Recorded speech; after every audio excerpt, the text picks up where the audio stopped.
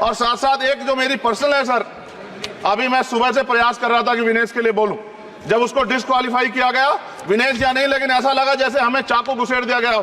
मेरे आज भी याद है उस प्रोटेस्ट में मैंने रातें काटी हैं और 4-4 गोली खाई मैंने।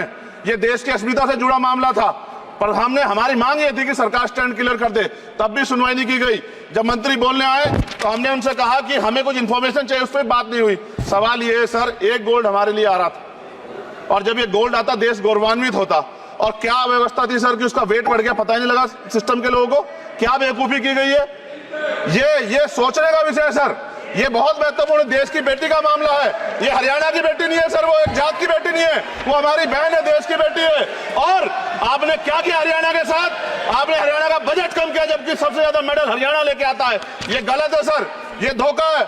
हमें इस बात की तकलीफ है कि विनेश जो है देश का नाम गौरवान्वित करती, इस देश का नाम बढ़ाती, लेकिन आज जो है अपमान का सामना करना पड़ रहा है। जब हमारे हितों की बात होगी हम जो है समझौता कर सकते हैं, लेकिन जब देश के हितों की बात होगी, बाबा साहब अम्बेडकर ने कहा था हम प्रथम और अंत्य भारतीय हैं। जब देश हितों की बात होगी, महिला हितों की बात होगी, महिला सम्मान की बात होगी, हर हम कीमत चुका देंगे। सरकार के मंत्री ने क्या कहा कि हमने इतने पैसे दिए, एहसान किया क्या?